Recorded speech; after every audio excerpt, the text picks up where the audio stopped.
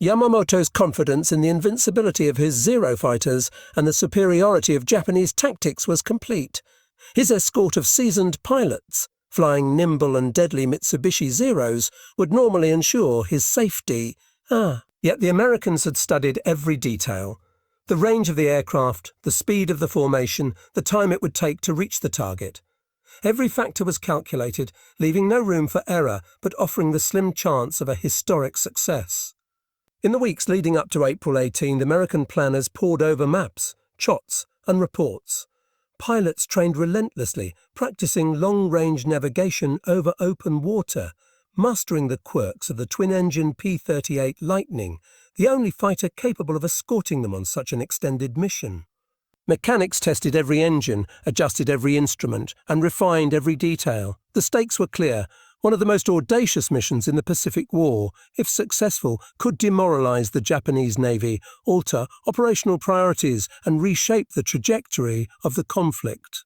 The strategic backdrop was stock. Japan clung to territory it could barely defend. Its fleets were powerful but overstretched. American forces were growing stronger, smarter, and more aggressive. And in this vast, unforgiving theatre, a single man, Yamamoto, stood as both a target and a symbol. The coming flight would test every innovation, every calculation, and every ounce of courage the Americans could muster.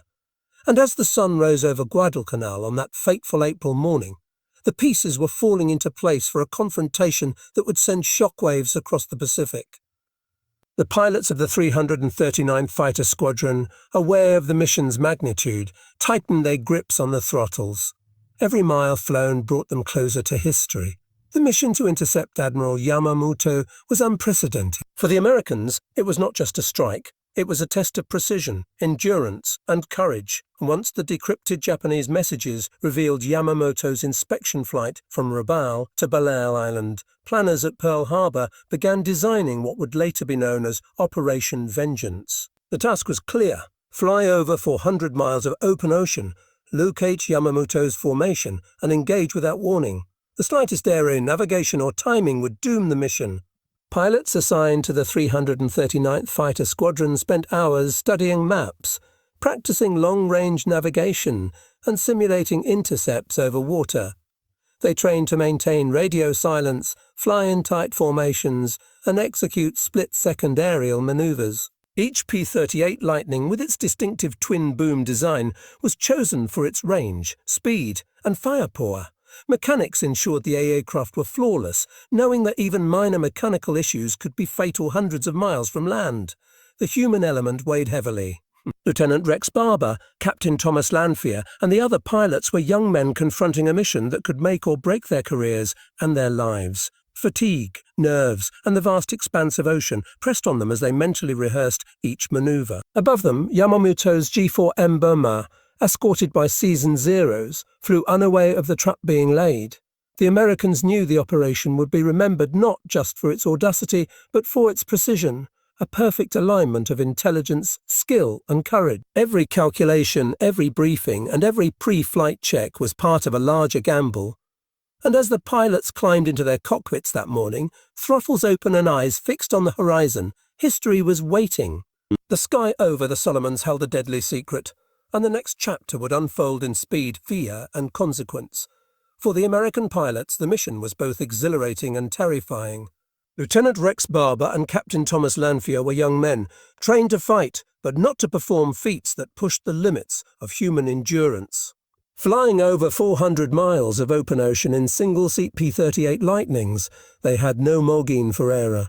Fatigue weighed on their shoulders, every calculation, every compass reading, every adjustment noted. They carried the knowledge that success could alter the course of the Pacific War, but failure meant death or capture deep in enemy territory. Yamamoto himself embodied a different kind of human story. A decorated strategist, he was meticulous, confident, and daring. On April 18, 1943, he flew in his Mitsubishi G4 Emibeti Boma with the calm authority of a man who believed in his own invincibility. His crew trusted him implicitly, unaware that every transmission he made was being decrypted, every movement tracked, and that an ambush waited hundreds of miles ahead. The human tension, the pilot's fear versus the admiral's confidence, would define the encounter. The P-38 Lightning was uniquely suited for the mission. Its twin engines, extended range, and concentrated firepower made it capable of a long-range intercept that no other Allied fighter could attempt. Yet technology alone could not guarantee success. Pilots had to master the quirks of the aircraft, including its high-speed handling, radio silence operations, and fuel management over hundreds of miles of ocean. On the Japanese side, the Mitsubishi G4M bomber was fast but lightly armoured, a design choice prioritizing speed over protection. The escorting Zeros were nimble and deadly, but their range was limited, and they could be overwhelmed by well-coordinated strikes. The Americans' understanding of both aircraft types, derived from intelligence reports and prior combat experience, was critical. Technology was not just a tool, it was a weapon that demanded human precision to be effective. Yamamoto's leadership style combined charisma, intellect, and audacity. He believed that visible inspections boosted morale and allowed him to oversee operations personally. Yet this very leadership decision exposed him to unprecedented risk. His presence on the flight made him a symbolic target, and the Americans recognized the strategic advantage of removing him from the equation. On the US side, Admiral Chester Nimitz and Rear Admiral Mark Mitcher made the difficult decisions to authorize a mission that many considered reckless. Commanders trusted their intelligence officers and the skill of their pilots, but understood the cost of failure. Leadership in this context was a balance between opportunity and danger, a calculus that would be tested in the skies over the Solomons. The mission to intercept Yamamoto was a masterpiece of tactical precision. Every detail had to be accounted for: flight path, altitude, timing, and engagement strategy. The P-38s flew low over the ocean to avoid radar detection, using precise navigation to intersect Yamamoto's flight at exactly the right moment. The plan relied on a combination of intelligence skill and exact timing. American pilots were briefed to approach in a tight V formation, strike quickly, and disengage before the Japanese escort could respond effectively. The challenge was immense: miscalculate by even a few miles, and the Admiral would slip through. The operation showcased the marriage of planning and execution, where human skill and technological advantage converged in a single, decisive moment. The Japanese forces, confident in the invincibility of their air superiority, were unaware of the threat overhead. Yamamoto's bomber formation, protected by experienced Zeros, was formidable in conventional engagements. Yet their reliance on predictable flight patterns, routine communications, and the assumption that Americans could not reach them across such distances made them vulnerable. The very efficiency of Japanese air operations, speed, coordination, and confidence became a weakness. The Americans exploited these vulnerabilities through intelligence, meticulous planning, and a willingness to push their machines and skills to the limit. The mission highlighted a critical truth of warfare. Even the most revered and prepared forces could be undone by information, timing, and audacity. There was a profound moral dimension to the mission. Yamamoto was more than a general. He was a symbol of Japanese naval power and pride. Targeting him carried ethical and psychological weight. The Americans understood that his death could demoralize Japan and shift the strategic balance, but it also meant intentionally killing a figure of immense symbolic value. For the pilots, the knowledge that they were striking a man revered by an entire nation added gravity to their task. There was no room for hesitation. Precision was not just tactical, but moral too. The mission became a study in the difficult ethical decisions of war, where strategic necessity intersects with human conscience. April 18, 1943. The sun had barely risen over the Solomon Islands when 6 P-38 Lightnings lifted from Henderson Field on Guadalcanal. The pilots, Lieutenant Rex Barber, Captain Thomas Lanphier, and their companions felt the weight of history pressing on their shoulders. Over 400 miles of open ocean lay between them and their target. Radio silence was absolute. Every sound, the roar of engines, the slap of wind against the fuselage, reminded them that any mistake could be fatal. High above, Admiral Yamamoto's Mitsubishi G4M bomber traced a routine inspection route, escorted by 6 nimble Zero fighters. Inside the bomber, Yamamoto maintained his composure, reviewing schedules and discussing logistics with his staff. Confidence radiated from him. He had flown countless missions and survived the hazards of the Pacific theatre. Yet even his experience could not account for the unseen threat closing in from the horizon. The American pilots followed meticulously plotted coordinates, flying low to avoid detection, navigating by compass, clouds, and subtle ocean cues. At 9:30, as predicted, they sighted the Japanese formation over Bougainville. The P-38s ascended swiftly, engines screaming, closing the distance in a precise attack window of less than 10 minutes. Timing was everything. The formation's predictable path allowed the Americans to position themselves above and behind the bombers. In a flash, the sky erupted. The P-38 split into attack positions. Barber and Lanphier targeted Yamamoto's bomber, while the others engaged the escorting Zeros, forcing them into defensive maneuvers. Tracer fire streaked across the air, sunlight glinting off fuselage and wingtip. The Abeti attempted evasive maneuvers, but it was slower in lesser mode than the nimble P-38s. Inside, Yamamoto and his staff braced for impact, their confidence colliding with chaos. The Americans fired with precision. Tracers struck engines and fuselage, tearing the boomerang apart.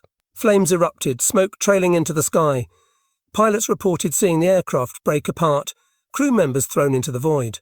The escorting Zeros attempted to retaliate, but the P-38's superior positioning and firepower allowed them to disengage.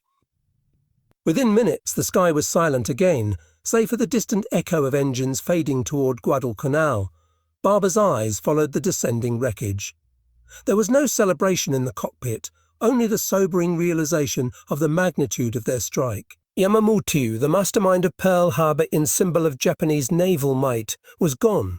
For the Americans, the mission had been executed with near-perfect precision. Every calculation, every risk taken, had paid off. News of the engagement would take hours to reach Japanese command, but its impact was immediate in the minds of those who had carried it out. The tension of planning, the dread over long flights, and the meticulous execution had converged in a single, decisive moment. In the Pacific sky that morning, skill, intelligence, and courage had intersected with fate, delivering a blow that would reverberate across the Japanese empire. The sky over Bougainville cleared in the wake of the engagement, leaving only the acrid scent of aviation fuel and smoke in memory. The 6 P-38 Lightnings, engines humming steadily, began their long journey back to Guadalcanal. The pilots were quiet, absorbed in their thoughts. Each man understood the enormity of what had just occurred. Yamamoto, architect of Pearl Harbor, commander of the combined fleet, a figure whose name carried awe and fear across the Pacific, had been struck down by a handful of American fighters operating with near-impossible precision. Lieutenant Rex Barber recounted the final moments. The bomber trailing smoke, crew members trapped inside, Yamamoto himself slumped over as the aircraft spiraled downward. The reality was chilling. For the Americans, the mission's success was tempered by the stark confrontation with mortality.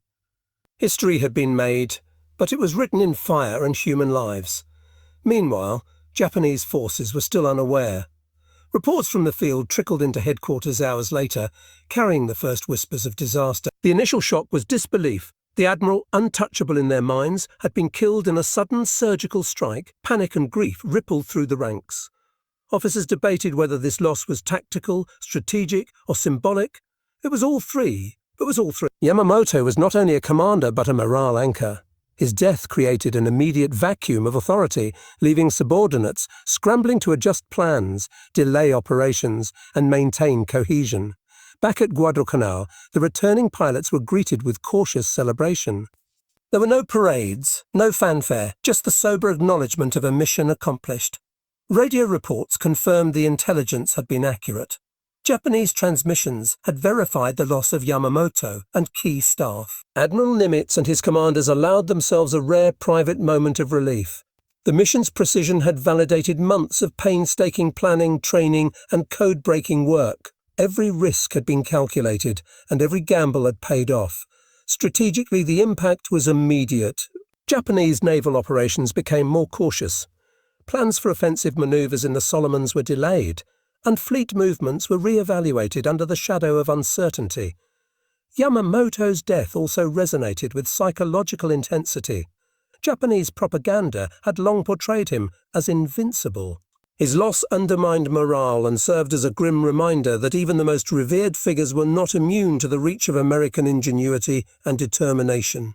For the American pilots, the return flight was reflective, almost surreal. They had faced overwhelming odds, relied on split-second timing, and operated in a theatre where a single miscalculation could mean death. Yet they had executed the impossible. The skies that morning had tested skill, courage, and human resolve, and history had shifted in a matter of minutes. By evening, word of the operation began to spread through Allied command. Reports highlighted the unprecedented nature of the mission. The use of decrypted intelligence to eliminate a high-value target, the daring execution by a small squadron of pilots, and the far-reaching implications for the Pacific campaign. Historians would later describe it as one of the most precise and audacious strikes of World War II, a mission where preparation, intelligence, and human courage converged in perfect alignment. The Pacific had changed in a single morning. A symbol of Japanese naval power was gone.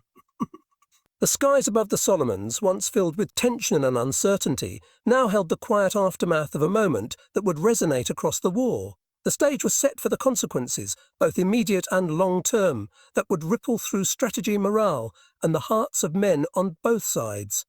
On both sides. The news of Admiral Yamamoto's death struck Japan like a thunderbolt. Across naval headquarters and garrisons, disbelief turned to grief.